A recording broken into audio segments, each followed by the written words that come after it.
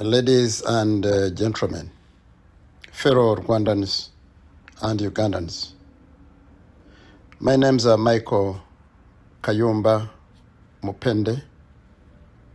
This is a shared history of both the Rwandan and the Ugandan people. My conversation will be divided into 3 episodes.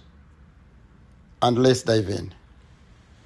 Today, I'm sharing a chapter of history that binds the people of Rwanda and Uganda together. A history written not only in books, but also on the battlefields, where many of us lived, fought, sacrificed, and witnessed events that shaped the future of both our nations.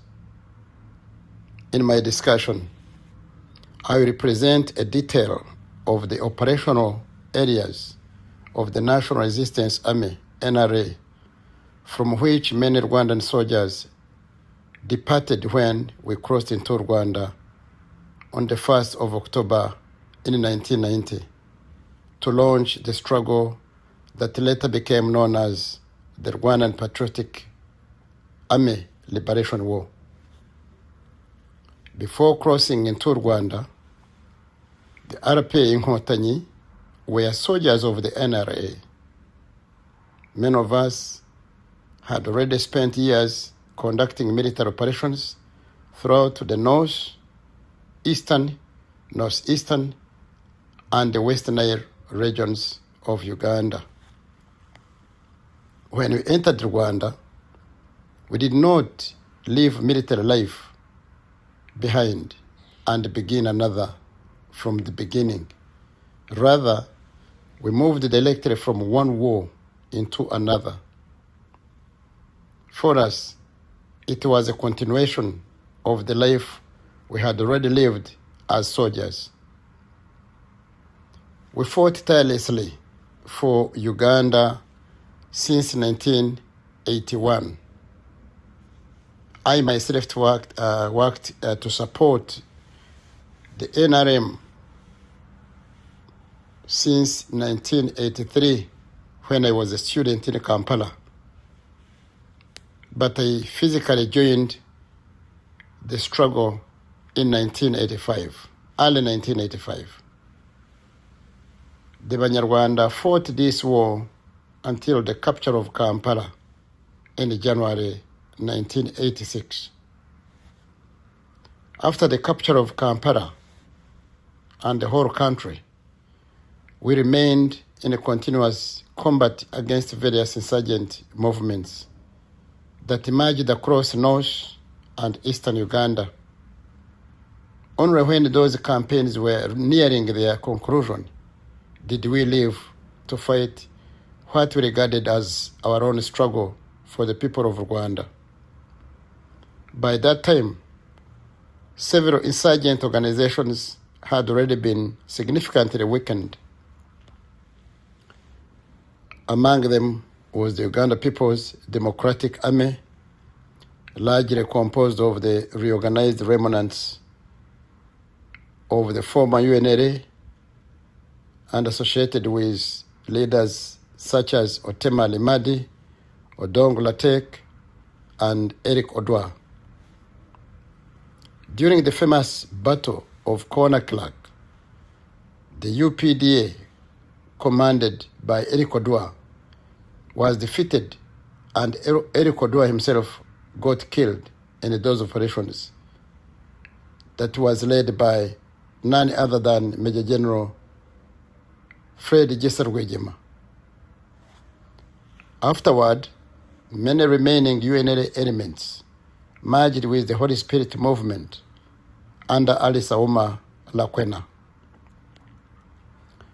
That movement was eventually defeated during the Battle of Magamaga, near Jinja, another campaign in which Fred Rwigyema led and played a leading military role by defeating Lakwena completely.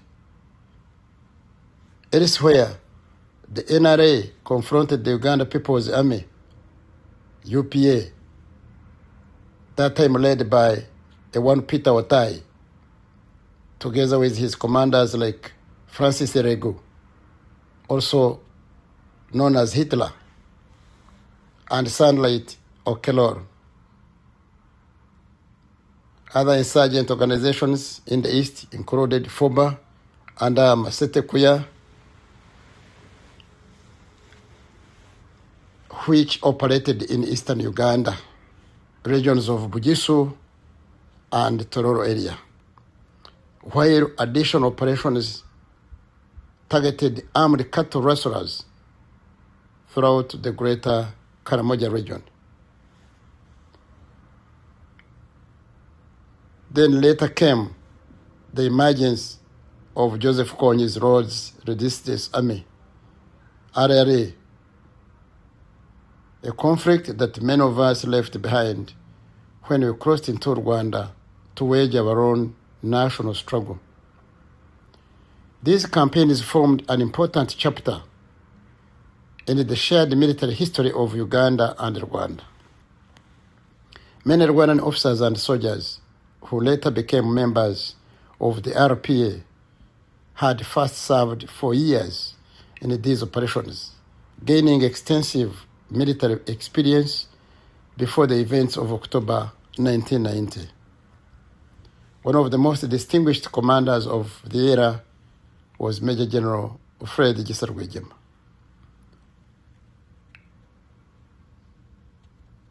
His journey from the guerrilla days of Kachira, the forests of Singo, Kapeka, and numerous other battlefields, Rwigyema helped transform the NRA from a small bush force into a national army that it became later.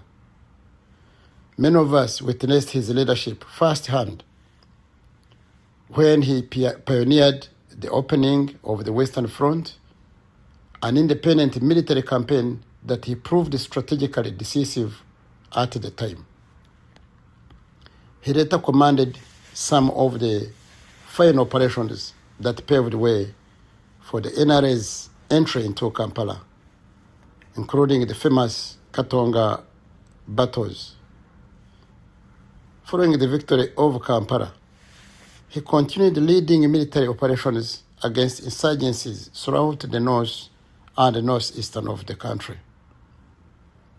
He commanded the Battle of Conakry, as I had told you, and later the campaign against Addis Rakwena's Holy Spirit movement, culminating in the decisive Battle of Magamaga near Jinja, after which Lakwena fled into exile. These are historical events that many of us experienced personally, and they remain an important part of the intertwined histories of both Uganda and Rwanda. Ladies and gentlemen, I stop my first episode here and stand by for the next episode. Thank you and goodbye.